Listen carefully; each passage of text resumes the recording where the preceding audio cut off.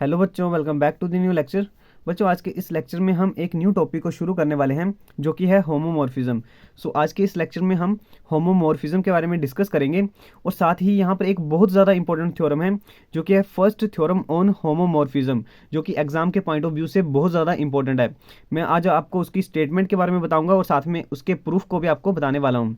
तो यहाँ पर सबसे पहले उस थ्योरम के प्रूफ को करने से पहले आपको होमोमॉर्फिज्म के बारे में पता होना चाहिए। और ये होमोमॉर्फिज्म के बारे में मैंने आपको पहले भी बताया हुआ है।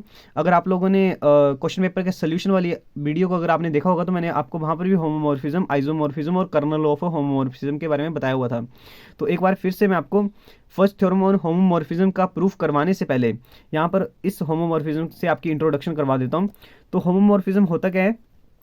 Let G and G dash be two groups. यहाँ पर क्या है कि जी और जी डैश जो वो कोई दो ग्रुप्स हैं और जो जी का बाइनरी ऑपरेशन है मैंने उसको सर्कल से डिनोट किया हुआ है और यहाँ पर जो जी डैश है इसके बाइनरी ऑपरेशन को मैंने स्टार से डिनोट किया हुआ है।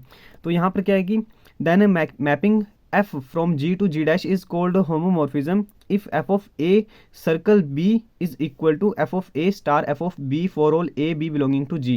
मतलब कि आप g से किन्हीं दो एलिमेंट्स को लेते हो और अगर आप उसको g के बाइनरी ऑपरेशन के अंडर अगर आप उनको ऑपरेट करते हो और जब आप उसकी इमेज करोगे, ठीक है, क्या कि आपने जी से कोई दो एलिमेंट लिए और जी के बाइनरी ऑपरेशन के अंडर ही आपने उसको ऑपरेट किया और जब आप उसकी इमेज करोगे तो वो जो होगी वो डिस्ट्रीब्यूट हो जाएगी, मतलब वो एफ ऑफ ए और एफ ऑफ बी में डिस्ट्रीब्यूट हो जाएगी। बट इनके बीच में जो बाइनरी ऑपरेशन होगा ये जी डैश का बाइनरी ऑपरेशन बन जाएगा। ठीक है, क्या कि आपने कोई दो एलिमेंट्स लिए, जब आपने उनको कंबाइन करके बाइनरी ऑपरेशन के थ्रू कंबाइन करके जब आपने उसकी इमेज की तो वो आगे जाके एफ ऑफ ए और एफ ऑफ बी बन जाएगा। बट बीच में जो हमारे पास बाइनरी ऑपरेशन होता है वो जी डैश का बाइनरी ऑपरेशन होता है। बस आपने इसी बात का ध्यान रखना है। तो ये तो थी होमोमॉर्फिज्म की डेफिनेशन। अगर आप इस डेफिनेशन को सिंपली समझना चाहते हो तो इसको हम लिख सकते हैं F of A B is equal to F of A F of B for all A B belonging to G. ये सिंपल है।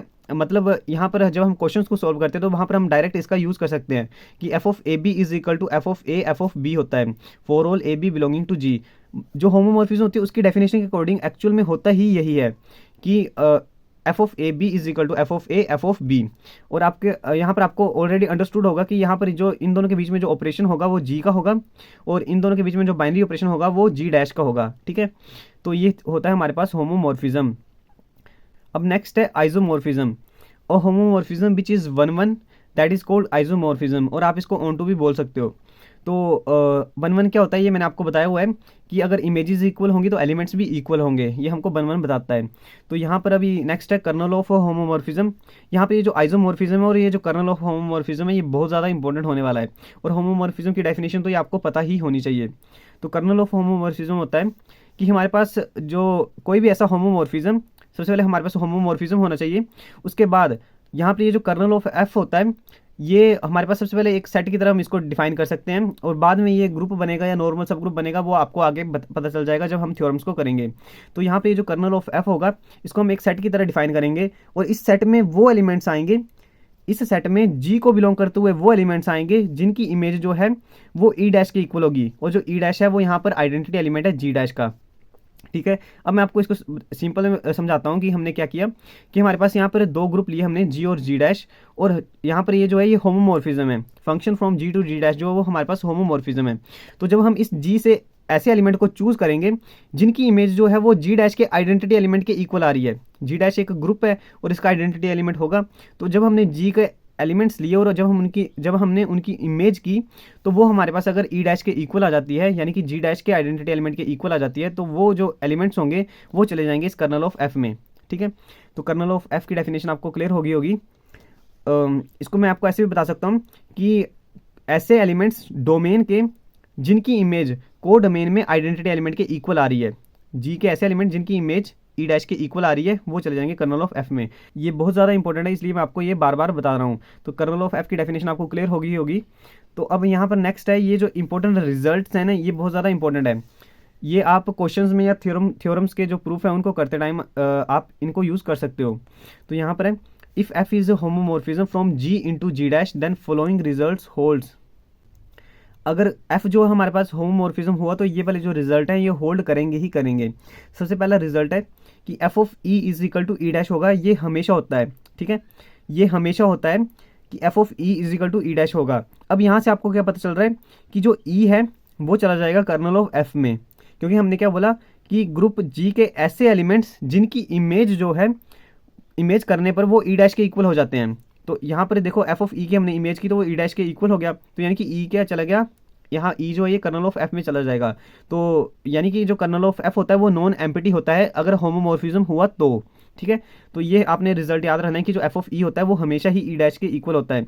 मतलब कोई और एलिमेंट जाए या ना जाए इस कर्नल ऑफ एफ में, इस जी का जो आइडेंटिटी एलिमेंट होगा वो तो हमेशा ही जाएगा कर्नल ऑफ एफ में, ठीक है। ये फर्स्ट रिजल्ट आपको क्लियर हो गया।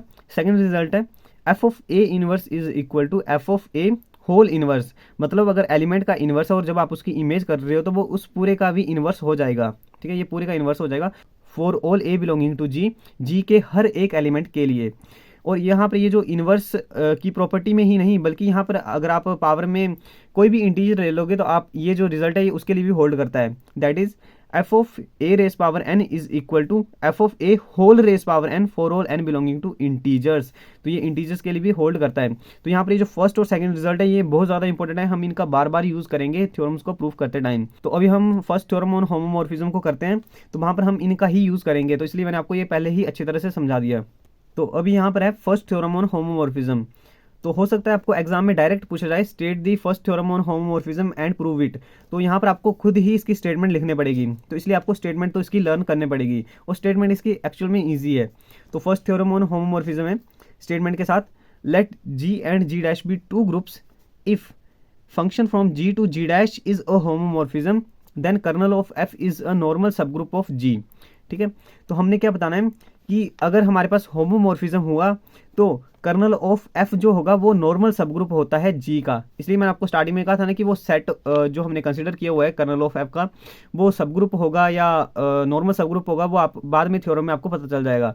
तो फर्स्ट थ्योरम यही कहती है कि जो कर्नल ऑफ एफ होगा वो नॉर्मल सब ग्रुप होता है जी का, ठीक है। तो अभी हमने इसी को ही प्रूफ करना है। तो अभी हम इसके प्रूफ को करेंगे। तो प्रूफ में हम सबसे पहले कंसिडर कर रहे हैं F is a homomorphism of G into G dash. यहाँ पर ये पढ़ने का तरीका है F is a homomorphism of G into G dash with kernel K, ठीक है। हमने पहले एज्यूम कर लिया कि इसका जो कर्नल है वो के है। Let E and E dash be the identity elements of group G and G dash respectively. यहाँ पर ये जो ई है ये जी के आइडेंटिटी एलिमेंट है और जो ई डैश है वो जी डैश का आइडेंटिटी एलिमेंट है। तो यहाँ पर क्या होगा कि जो कर्नल ऑफ एफ होगा, ये इसके डेफिनेशन के अकॉर्डिंग मैं बोल रहा हूँ, तो के जो है that is equal to kernel of F that is equal to X belonging to G such that F of X is equal to E dash. G को बिलोंग करते हुए ऐसे एलिमेंट जिनकी इमेज जो है वो आइडेंटिटी एलिमेंट के equal आ रही है जी डैश के, ठीक है। तो ये मैंने डेफिनेशन का यहाँ पे यूज़ कर लिया। अब देखो मैंने यहाँ पर बताना है क्या है कि जो यहाँ पर जो हमारे पास कर्नल ऑफ एफ है ये नॉर्मल सब ग्रुप है जी का। तो देखो नॉर्मल सब ग्रुप मैंने आपको करवाया हुआ है और उसमें मैंने आपको क्या बोला था कि आपने किसी भी सब ग्रुप को अगर आपने नॉर्मल सब ग्रुप प्रूफ करना है तो आपने डायरेक्ट जी एच जी इनवर्स को ही बिलोंग करवा देना है उस सब ग्रुप में for all G belonging to G and H belonging to that subgroup, ठीक है। तो यहाँ पर अभी देखो यहाँ पर हमने जो कर्नल ऑफ एफ है हमने इसको नॉर्मल सब ग्रुप प्रूफ कराना है। तो सबसे पहले हमको इसको सब ग्रुप है ये प्रूफ करवाना पड़ेगा कि जो कर्नल ऑफ एफ है ये जो के है ये सब ग्रुप है। सबसे पहले हमको ये प्रूफ कराना पड़ेगा, फिर उसके बाद हम बताएंगे कि वो नॉर्मल सब ग्रुप है या नहीं है, ठीक है। तो सबसे पहले हम बताते हैं कि ये सब ग्रुप है या नहीं है। तो देखो सब ग्रुप के लिए मैंने आपको क्या बोला था, मैं यहाँ साइड में बता देता हूँ थोड़ा बहुत कि देखो हमने एक थ्योरम पढ़ी हुई थी कि ए बी इनवर्स होगा वो बिलोंग करेगा अगर एच को for all A comma B belonging to H. तो ये जो एच होगा वो सब ग्रुप हो जाएगा जी का। बट एक इससे पहले भी एक स्टेटमेंट होती है कि जो एच होगा वो कंटेन होना चाहिए जी में, तभी ये जो एच होगा वो सब ग्रुप बनेगा जी का, ठीक है। और नॉर्मल सब ग्रुप के टाइम मैंने आपको क्या बोला था G H G inverse belongs to H for all G belonging to G and H belonging to H, ठीक है। ये मैंने आपको बोला था ना। तो ये जो एच होगा ये नॉर्मल सब ग्रुप भी बन जाएगा जी का। तो अभी मैं इन दोनों स्टेटमेंट्स का ही यूज़ करने वाला हूँ, ठीक है। तो अब देखो कैसे करता हूँ मैं, ये आगे का बहुत ज़्यादा इजी है, आपको ये खुद ही समझ में आ जाएगा। तो अभी हमने शो करना है कि जो के है वो नॉर्मल सब ग्रुप है जी का। तो सबसे पहले मैं शो करूँगा कि जो के है वो सब ग्रुप है जी का। तो कैसे करूँगा, now for F of E is equal to E dash, ये होता ही मैंने आपको पहले ही बता दिया जब मैंने आपको स्टार्टिंग में वो बताए रिजल्ट बताए। तो यहाँ पर क्या होगा कि जो ई होगा वो कर्नल को बिलोंग करेगा। तो इसका मतलब कि जो के है वो नॉन एम्पिटी है। सबसे पहले हम यही शो करते हैं सब ग्रुप को प्रूफ करते टाइम कि वो नॉन एम्पिटी है और हमको पता है कि वहाँ पर आइडेंटिटी एलिमेंट तो बिलोंग करता ही करता है। तो अभी मैंने बस वही बिलोंग करवाया, तो इसलिए ये जो है ये नॉन एम्पिटी हो गया। ऑल्सो के इज़ द सबसेट ऑफ जी। देखो क्यों, क्योंकि जो के है इसमें कौन से एलिमेंट जा रहे हैं, के क्या है यहाँ पे, कर्नल ऑफ एफ। तो कर्नल ऑफ एफ में कैसे एलिमेंट जा रहे हैं, जी के एलिमेंट जा रहे हैं जिनकी इमेज जो है वो ई डैश के इक्वल आ रही है, मतलब यहाँ पर जी के ही एलिमेंट्स जा रहे हैं। तो यानी कि के जो है वो जी में कंटेंड है, तो यही मैंने यहाँ पे लिखा हुआ है कि के इज कंटेंड इन जी। अब हमने ये प्रूफ कर दिया जो हमने बोला था यहाँ पर स्टार्टिंग से। अब मैंने इस प्रॉपर्टी को प्रूफ करवाना है, तो अभी मैं क्या कर रहा हूँ, यहाँ पर दो एलिमेंट्स ले रहा हूँ इस के से, let X comma Y belongs to K be any two elements. अब मैंने सिंपली बताना है क्या कि जो एक्स बाय इनवर्स होगा वो के को बिलोंग करेगा इस प्रॉपर्टी के अकॉर्डिंग। तो अब देखो कैसे कर रहा हूँ, देखो एक्स बाय इनवर्स का के को बिलोंग करने का मतलब क्या है कि एक्स बाय इनवर्स जो है वो कर्नल को बिलोंग कर रहे हैं, और वो कर्नल को बिलोंग कब करेंगे, जब उनकी इमेज जो होगी वो ई डैश के इक्वल आएगी। तो मतलब अभी मैंने इसकी इमेज को ई डैश के इक्वल शो करवाना है, तो देखो कैसे करवा रहा हूँ, let X comma Y belongs to K be any two elements then F of X is equal to E dash which is equal to F of Y. क्योंकि ये कर्नल ऑफ एफ को बिलोंग कर रहे हैं तो इनकी image जो होगी वो ई डैश के इक्वल होगी ही होगी, ये डेफिनेशन के अकॉर्डिंग है। Now F of X by inverse, देखो ये मैं क्यों कर रहा हूँ, F of X by inverse मैं तो कर रहा हूँ क्योंकि मैंने अभी ये चेक करना है कि ये ई डैश के इक्वल आ रहा है या नहीं आ रहा है। अगर ये ई डैश के इक्वल आ गया तो एक्स बाय इनवर्स बिलोंग कर जाएगा इस के को, और मैंने यही तो प्रूफ करवाना है। तो F of X by inverse कर रहा हूँ which is equal to F of X F of by inverse. यहाँ पर ये मैंने होमोमॉर्फिज्म का यूज़ कर लिया, F of A B is equal to F of A F of B, मैंने उसका यहाँ पे यूज़ कर लिया। अब ये हो जाएगा F of X F of by whole inverse, वो वाली प्रॉपर्टी जो मैंने आपको बोली थी कि इनवर्स होगा तो वो पूरे होल इनवर्स के इक्वल होता है, तो वही मैंने यहाँ पर यूज़ कर ली। अब देखो एफ ऑफ एक्स क्या था, ई डैश के इक्वल था, और एफ ऑफ वाई भी ई डैश के इक्वल था, ठीक है। तो ये आ जाएगा ई डैश और ई डैश का inverse which is equal to E dash. तो यानी कि F of X Y inverse जो है ये ई डैश के इक्वल आ गया। तो इसका मतलब क्या कि जो एक्स वाई इन्वर्स है ये बिलोंग कर गया के को, ठीक है, for all X Y belongs to K. तो एक्स वाई इनवर्स जो कर्नल ऑफ एफ को बिलोंग कर गया, तो इसका मतलब कि जो कर्नल ऑफ एफ है जिसको हम के साथ डिनोट कर रहे हैं वो बन गया हमारे पास सब ग्रुप जी का। अब ये सब ग्रुप बन गए, अब हमने प्रूफ करना है कि नॉर्मल सब ग्रुप भी है, ठीक है। तो यहाँ पर आ जाएगा वही कि हम यहाँ पर अभी जी जो है वो जी को बिलोंग करता हुआ लेंगे और एच जो है एच को बिलोंग करता हुआ, बट यहाँ पर जो है वो कर्नल ऑफ के से हम ले रहे हैं, यहाँ पर सॉरी कर्नल ऑफ एफ से ले रहे हैं। तो यहाँ पर अभी हम एक्स को चूज़ करेंगे यहाँ से। तो अब मैंने सिंपली बताना क्या कि जो जी एक्स जी इनवर्स है वो बिलोंग करेगा के को, तो ये नॉर्मल सब ग्रुप बन जाएगा, ठीक है। तो मैं यहाँ पर क्या कर रहा हूँ, now let G belongs to G and X belongs to K be any element, then F of X is equal to E dash होगा। देखो एक्स जो कर्नल ऑफ एफ को बिलोंग कर रहा है तो इसकी इमेज जो होगी वो ई डैश के इक्वल होगी। Now F of G X G inverse, ये मैं चेक करूंगा कि ये ई डैश के इक्वल आ रहा है या नहीं आ रहा है, अगर आ गया तो ये बिलोंग कर जाएगा के को, ठीक है। तो यहाँ पर आ जाएगा F of G F of X F of G inverse. यहाँ पर मैंने होमोमॉर्फिज्म का यूज़ कर लिया। देखो होमोमॉर्फिज्म और कांस्टेंट ग्रुप जो है वो कुछ कुछ सेम लग रहा है ना, उनका जो बाइनरी ऑपरेशन है वहाँ पर हम बोलते थे ना H A H B is equal to H A B, वैसे ही हम यहाँ पर बोल रहे हैं कि F of A F of B is equal to F of A B. तो हम कुछ उसी तरह यहाँ पर भी यूज़ कर रहे हैं। तो अभी मैंने यहाँ पर होमोमॉर्फिज्म का यूज़ कर लिया, तो यहाँ पर आ जाएगा एफ ऑफ जी और F of x E dash के इक्वल है, तो यहाँ पर ये बन जाएगा ई डैश, एंड यहाँ पर आ जाएगा F of G whole inverse. इस इनवर्स को मैं बाहर ले गया तो ये होल इनवर्स बन जाएगा। अब आइडेंटिटी एलिमेंट के साथ आप किसी भी एलिमेंट को ऑपरेट करो वो वापस फिर से वही एलिमेंट आ जाएगा। तो यहाँ पर इस आइडेंटिटी एलिमेंट को मैं एलिमिनेट कर सकता हूँ, मतलब ये एक तरह से इसको ऑपरेट करेंगे तो ये वापस फिर से यही आ जाएगा ना। तो अब मेरे पास बचेगा F of G whole inverse, तो ये क्या बन जाएगा ई डैश के इक्वल। देखो ये एफ ऑफ जी जो है ये किसका एलिमेंट है, ये कोडमेन का एलिमेंट बन जाएगा, यानी कि ये जी डैश का एलिमेंट बन जाएगा। देखो क्यों, ये आपको इस समझ में आना चाहिए यहाँ पे मैं क्या बोल रहा हूँ।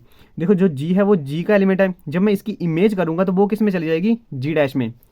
जब मैं इसकी इमेज कर रहा हूँ तो ये चलेगी जी डैश में, और एफ ऑफ जी इनवर्स जो है ये भी जी डैश में ही जाएगा। तो जब दो एलिमेंट्स जो हैं, एक एलिमेंट और उसका इनवर्स जब साथ में ही ऑपरेट होते हैं तो वो ई डैश के इक्वल हो जाते हैं, मतलब आइडेंटिटी एलिमेंट के इक्वल हो जाते हैं। बट क्योंकि ये जी डैश के एलिमेंट है तो ये जी डैश के ही आइडेंटिटी एलिमेंट के इक्वल होंगे, ठीक है। तो ये वाली बात आपको समझ में आ गई होगी, तो ये ई डैश के इक्वल हो जाएगा, which implies G X G inverse belong कर गया के को, ठीक है। ये जो है ये ई डैश के इक्वल आ गया तो ये वाला बिलोंग कर गया के को, for all X belonging to K and G belonging to G, which implies K is the normal subgroup of G, ठीक है। तो जो के है ये नॉर्मल सब ग्रुप बन गया जी का, which imply kernel of F is a normal subgroup of जी।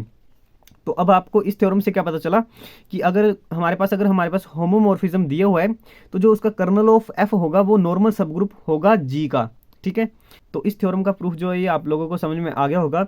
अब मैंने इसके बाद आपको होमोमॉर्फिज्म चैप्टर से 2 और थ्योरम्स करवानी है, यानी कि 2 और लेक्चर्स मैं आप अपलोड करूंगा, तो आप उनको भी ज़रूर वॉच कर लेना। आई होप आपको आज का लेक्चर समझ में आया होगा। अगर आपको कोई डाउट है आज के इस लेक्चर में तो आप उसको कमेंट सेक्शन में पूछ सकते हो। So thanks for watching this video, मिलते हैं नेक्स्ट लेक्चर में।